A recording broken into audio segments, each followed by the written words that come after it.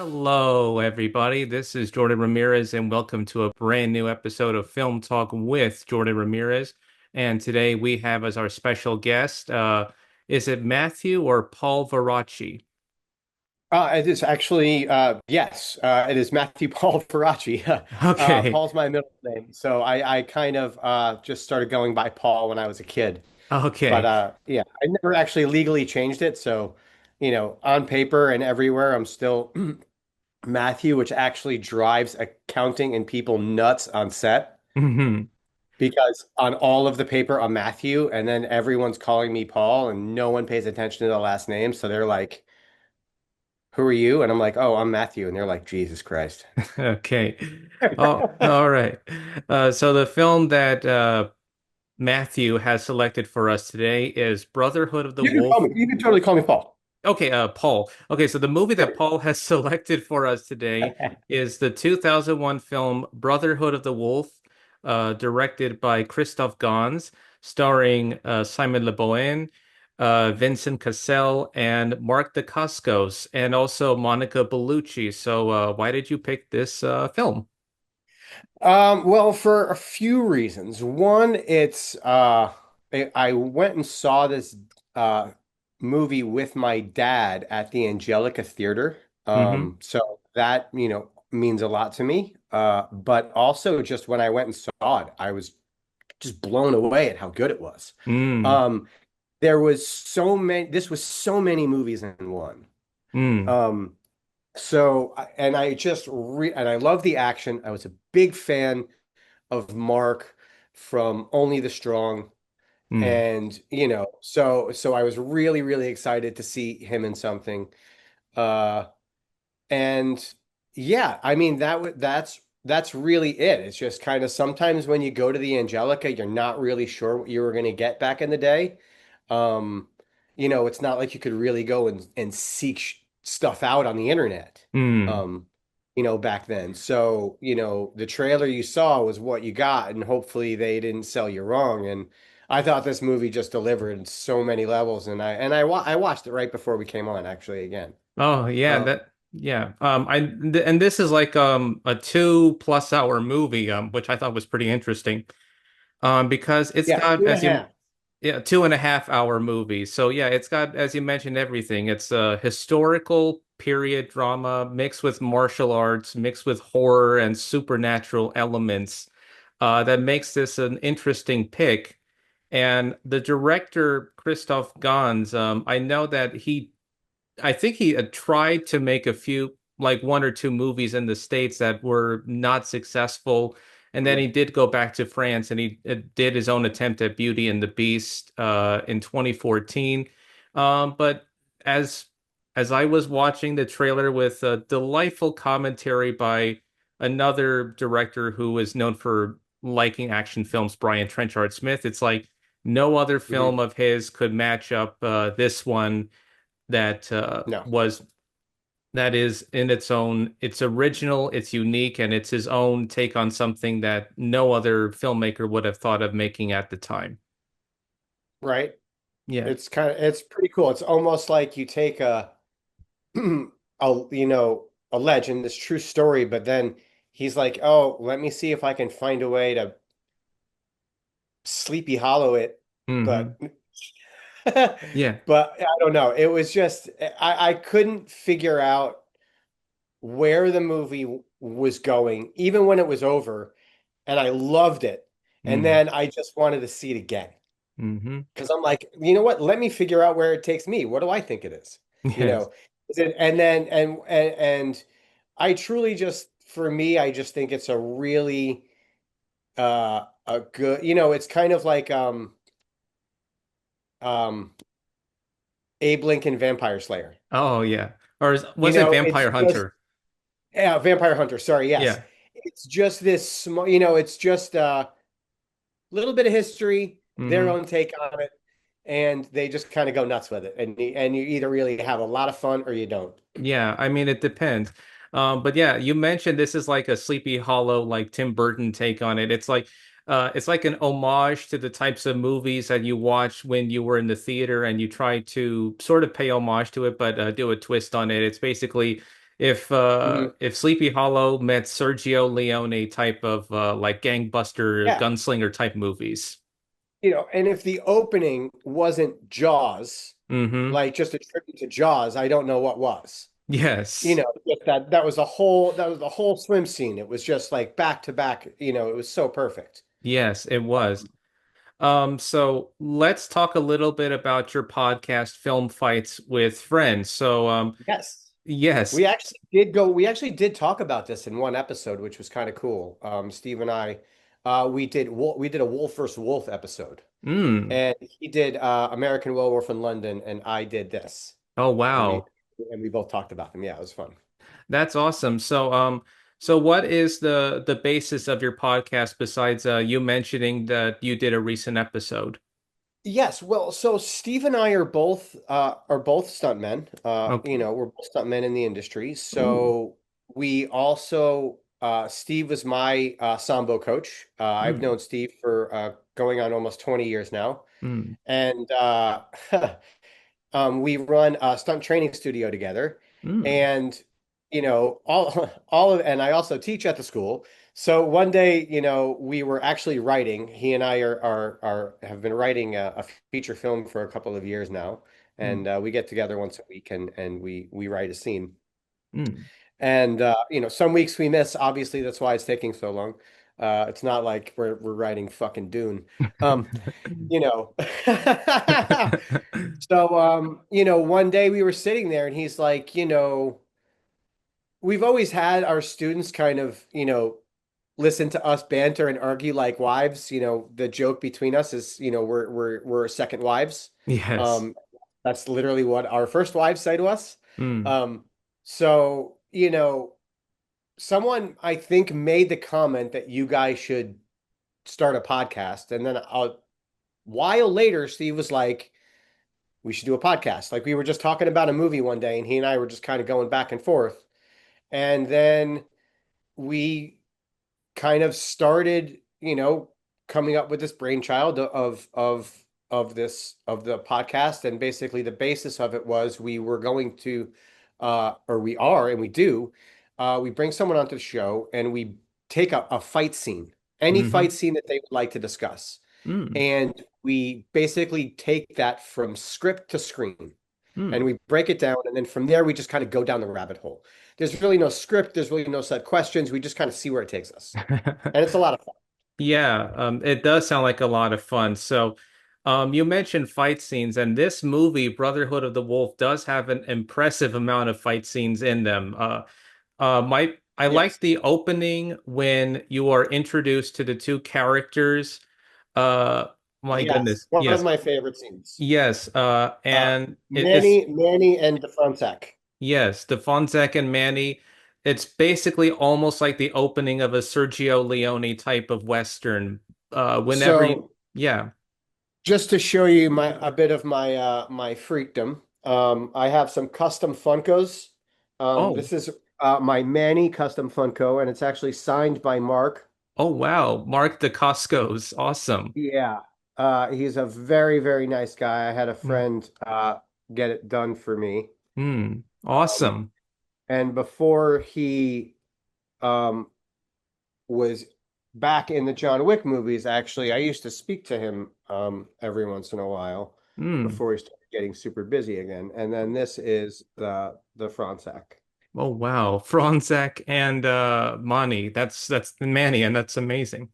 Yeah, so like I said, this is kind of one of my favorite movies, and I tend to really, really go down the rabbit hole with stuff that I like. So Yeah, yes. I have a whole show and tell that we're going to come out as we talk about scenes. Yes.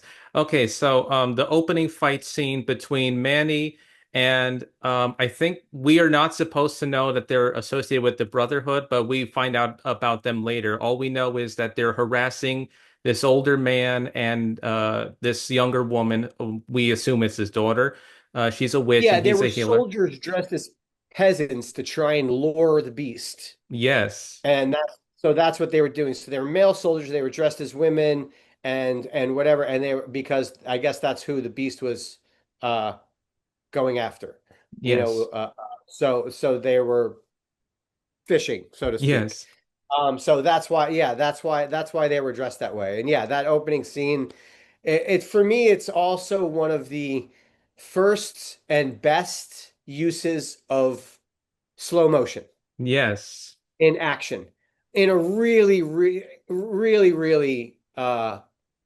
in my opinion, the first to do it. The first film to do it was this. Yes.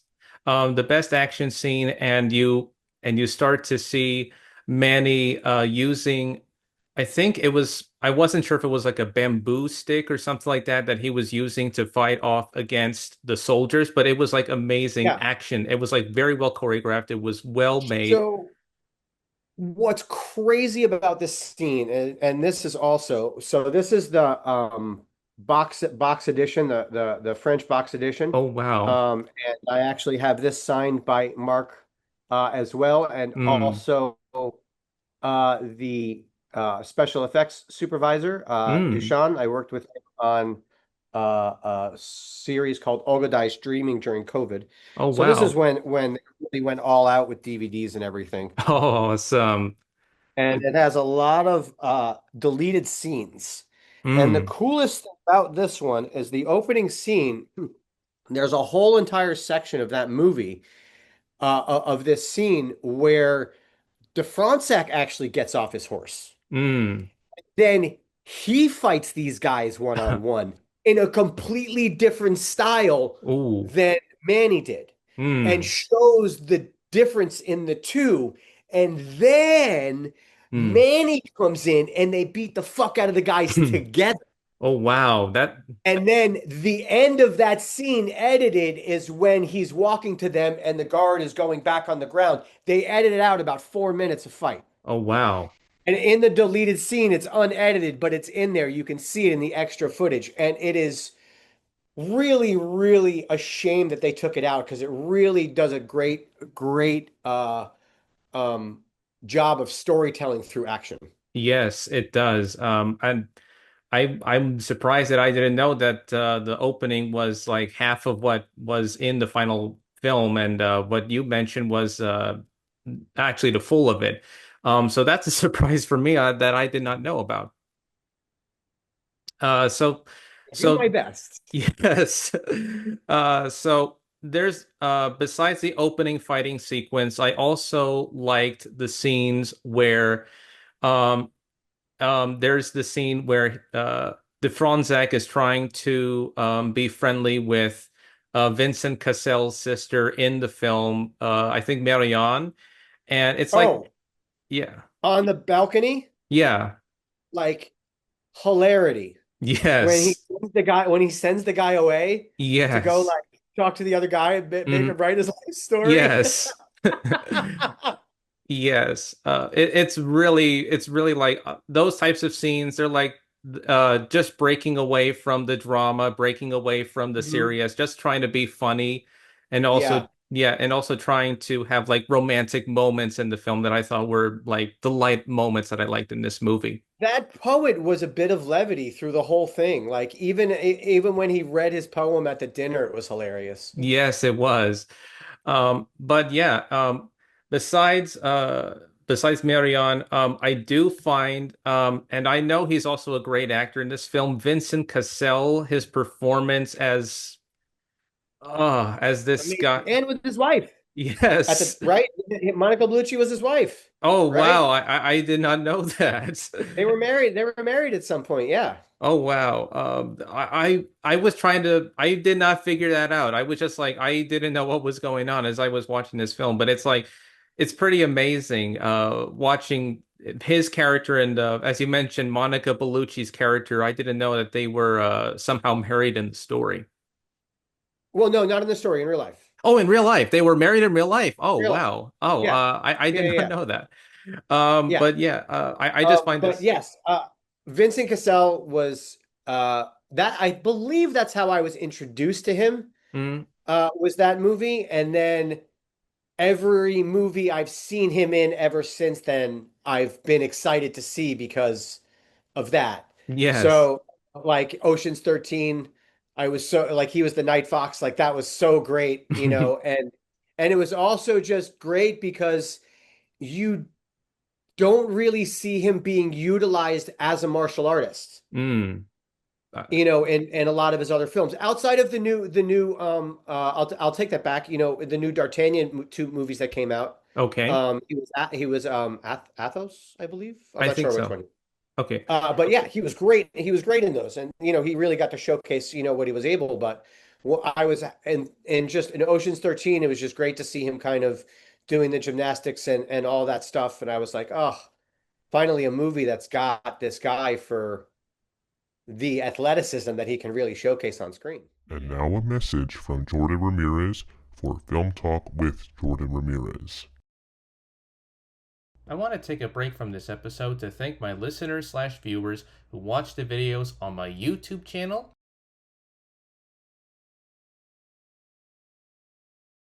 and listen to each new episode on Spotify. While this show is a labor of love and passion that isn't about the movies that I like, this is also a show that is about the films that you like. Have a film that you want to recommend to the podcast? Make sure to recommend it in the comments section on YouTube and on Spotify, and you will receive a shout out in a future episode. Want to be a guest on the podcast? Click on the sign up form link in the episode description for further details. If you like this episode or my previous episodes, make sure to like, share, and subscribe for more interviews in the near future. The goal for this channel is to reach up to 100 subscribers both on YouTube and on Spotify. It's just that easy. And now, back to our regularly scheduled episode. Yes, and I thought he did it so well in this movie too, because besides showing his great athleticism in this movie, I also loved his acting as convincing as this horrible character. He Fucked was, up, man. He yeah, was a piece of shit. He was fucked up. yes, uh, He does a fucking scumbag really well, though. he does. He's very convincing as this type of character, and almost I don't know if he does this in almost every other movie besides some of the ones you mentioned. Derailed with Jennifer Aniston, I believe he played kind of a fucking piece of shit like that. Yes. But yeah, it's amazing to see that. And I also liked there was another sequence in the film. I think this was the wolf hunt sequence where it was him. Yes. Yes, the wolf hunt sequence where at first Manny was looking up to this witch, and it turns out the witch was sort of like making fun of him. And then it leads out to a sort of all-out battle and the Yeah. spectator What fights. a beautifully shot scene. The cinematographer on that scene, I forget his name, but wow, what amazing work. Yeah, Um, yeah, it's a really great piece of like great use of slow motion effects, great use of like capturing the moment on the screen. It's just like I don't know if this predates like a Zack Snyder type of effect or other directors who use the it slow-mo absolutely effect. does. This is actually before the Matrix. And there were like little things that if you find the right trailer, they're like the movie that inspired the Matrix, Oh, and wow. so, yeah. There's definitely, I remember seeing the trailers when it was like coming, re-releasing it back out again, Mm, that they were throwing like that kind of heat to it. yeah. But the greatest thing about the scene is it's the introduction to some of the really, really iconic weapons. Mm, That are in this movie, in my opinion. yes. And that's the first weapon is the Gypsy Claw, Mm, right? That that yeah. they that they pull out, right? Yes. When he's fighting with Manny. Mm-hmm. And I happen to have Oh, wow. a Gypsy Claw from production. Awesome. It's Yeah. So, like I said, I do love this movie. So, uh-huh. Oh, and this wow. is I don't know if you can on the glass, but this is steel. Oh, wow. Steel. They were really, yeah, this is legit real. This whole thing is steel. That, Beautiful, like handcrafted leather case. Like they really went all out for the costume and the production stuff on this movie. oh, yeah, absolutely.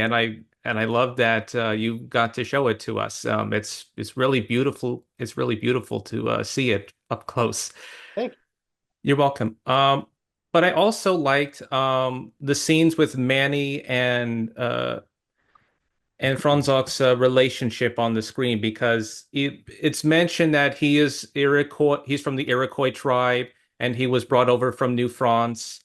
Mhm. And he, at first, in my mind, I think, oh, this is sort of like the Lone Ranger feel, and I'm like, it doesn't feel like it, but it feels more like it's expanding beyond it. Yes. It's more beyond Lone Ranger feel. It's more like he and I think Franzok mentioned that they're more like brothers instead of like Yes. they're more like blood.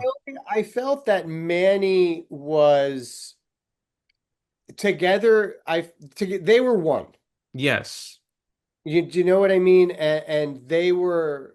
I felt that they were showing to the other people the other side of the other. Hmm. And that was kind of why they never really corrected each other. Yes. And they were always just kind of supporting each other and telling everybody else to fuck off. Yes. But that's really kind of the dynamic of the film that I was like, they were very because as we progress with the conversation and go on, you'll see what happens. Yes. Yes. Absolutely. So the other scenes I like, besides the scene with Franza going into, I wasn't sure where this was located, like a brothel where they were meeting with all the women, like they were going to have sex with them. Right, where we meet Monica Bellucci's character for the first time. Yes, Monica Bellucci. Yes. And her character, I couldn't tell The whether one she, she was like she was like the spy working for like the Vatican. oh, yes. And she had the cool fan Mm-hmm. at the end.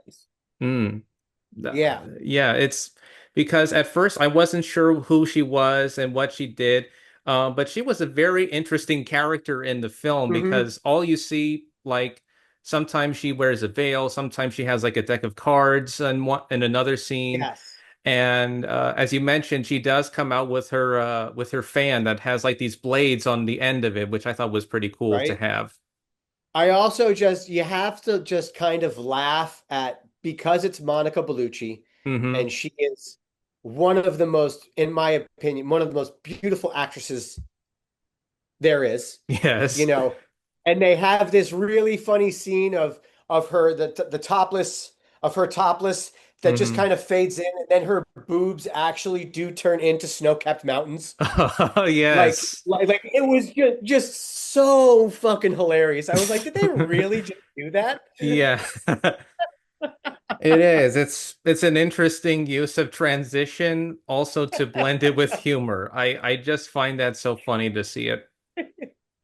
So yeah, so it is pretty interesting and I like that at first they were sent on this other wolf hunt. It was like after the wolf hunt sequence, one of the leader or one of the guys who was leading the charge against the so-called beast that they were after, he was Mhm. rightfully dismissed because they said that the killings were still going on, and they replaced him with this other person, who The was, general guy, yeah, the yeah. general. I thought he was a real son of a bitch. He was like a He was a real, piece of shit. yes.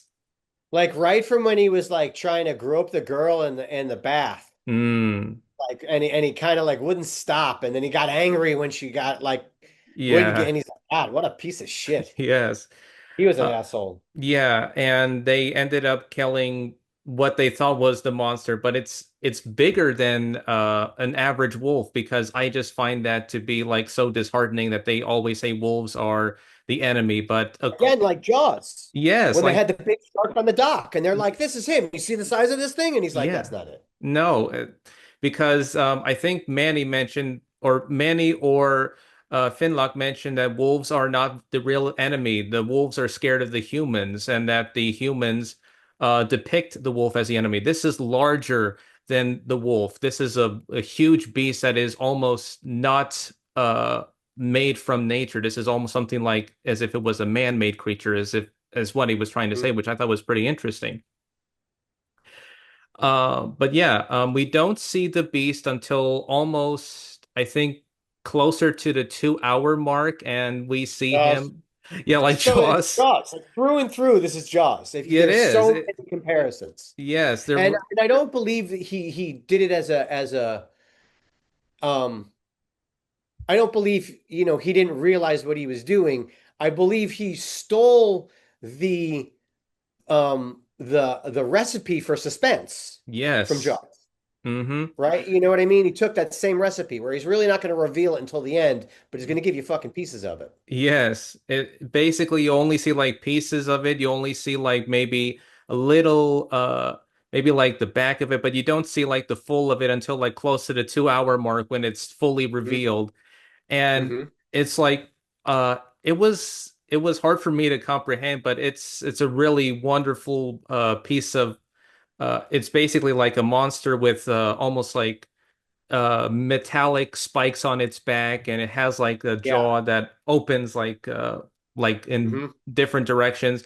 And I think I heard that it was made by the Jim Henson company that created this wonderful beast that was used in the When movie. when I when I was working on that show and I met the VFX supervisor, it was randomly that I brought up Brotherhood of the Wolf, and he said he worked on it. And when he did, I freaked out, and I was like, I'm gonna bring in some stuff for you to sign. And he just started laughing. He's like, what? And I was like, you have no idea. And he just loved that I was such a huge fan of this movie. It's Yeah, it was really cool. Like, so for I maybe I feel bad for this guy. I don't know if he liked it or not, but for about 3 months, this guy went back to 2000 and 1999, 2000 when he was shooting this movie, and that's all we talked about. Oh wow. But yeah, it's a really well made monster. It's a really well made film. And I there were a lot of great scenes in the film. I like also like some of the action sequences, particularly with Mark Dacascos when he's fighting. Also, I just felt so I When would he goes say solo, yeah, when he goes solo and he tries he to paints fight his off, face up. yes, when he tries to fight off the yes, So I when have Ma another custom yes, Funko mm-hmm, of him in the makeup yes, he's my buddy made.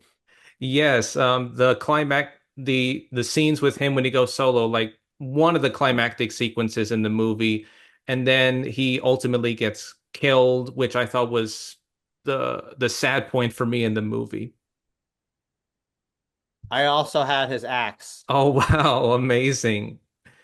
It's So awesome. this is he had there was three. Mm-hmm. Uh, but this is the one he's actually holding in the poster. Oh wow. Yeah, so this is Mark's axe. Awesome. Brotherhood. Did he ever tell you how what was the shooting schedule like when they made this film? Like what did he do like to prepare for this role or anything like that? No, we really didn't talk at length about stuff like that. I was trying to get him on the show, Hmm. but like I said, talking with him became a little more scarce because this was all pre John Wick. Mm-hmm. Once he was in John Wick, getting in touch with him was a little harder. Okay. I get it. But yeah, I'm like, let's just be honest. Like, yeah. Yeah, I mean like he and it's I were talking on Instagram, right? We were yeah. just bullshitting, like just random. I was like, whatever. Just started talking, and then once John Wick came out, like I'm sure like even his Instagram followers went up by Oh wow. the thousands, and thousands and thousands. Yeah, yeah, yeah. hmm So I'm sure a message from me at that point got thrown in the mix of fucking everyone Mm, else. I see. But yeah, I imagine that he must have done a lot of I imagine he must have done a lot of work to get these really great action scenes done. And also, I felt so, I would say, crushed when his character died in the film because it was like, it was like a piece of, it was like a piece of their soul was torn apart from one another. It's like so, Exactly. yeah, so He did such heartbreak. a great job at that scene too. Like Hmm just the and again, what a great use of just the slow motion. Mm-hmm. Great use Like of slow. he killed it in this freaking movie. And then Yeah. I feel like it was killed after this movie. Yes. Yeah, with the now with Franzel doing it alone and he's trying to go after them. And it's like we get to finding out that the Brotherhood was not just one person as I originally thought. It was all the other characters whom we were introduced to in the movie who was involved. So, but hold on, but he is broken first. Mm-hmm. Don't forget. And Yes. then Monica Bellucci's character poisons him, Mm.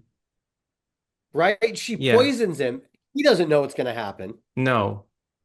And then she goes and digs him up after he's supposedly dead. Mm-hmm. Like it was basically like if Mozart didn't die, this is Yeah. what would have happened. Yes.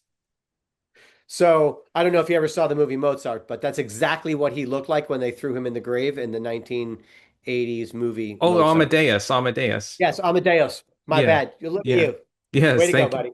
Yes, absolutely. Amadeus. But that scene reminded me of Amadeus in the very end when they threw him in the grave. Mm-hmm. I was like, oh my God. I was like, I can't. Every time I watch Brotherhood of the Wolf, I now, and within the next couple of months, I will watch Amadeus because I can't get out of my head. Yes. All right. So, okay, we're almost out of time. So, Oh, before we wrap things up, and I would love, and I wish we could talk more about this, but maybe we'll save that for another time. But, so real quick, hold on. I got the spinning swords. oh, wow. Awesome. So I have the spinning swords and Mm-hmm. the most iconic weapon in the movie. I have the bone sword. Oh, wow. The one used by Vincent Cassel in the climactic Yes. fighting sequence. Yep. Awesome. So, It's yeah. beautifully well made. Yeah. This thing is about 8, 9 pounds. It's Oh, wow. super heavy. Ooh. And you can see the dings on these because they're basically just nothing. Mm-hmm. That that thing beat the crap out of these when it really hit them. So if you go back and watch Brotherhood of the Wolf again, and Mm-hmm. or watch that end scene when you see him swinging that sword around, look how heavy it really looks, and you're like, that's why, because it's like 10 pounds. Yes, I imagine it does. Okay. So I'll give my final thought and we'll and you'll give your final thought. Really well made film. I love the genre hybrid, a combination of historical period drama mixed with martial arts action and a little bit of horror and supernatural elements. I love the performances and I love the direction, and I thought this was a really well made film of the early 2000s that I think I don't know if we could ever see something like this again, but I think it was a well-deserved movie of the early 2000s. I absolutely agree with you. It's one of my favorite films ever. Okay.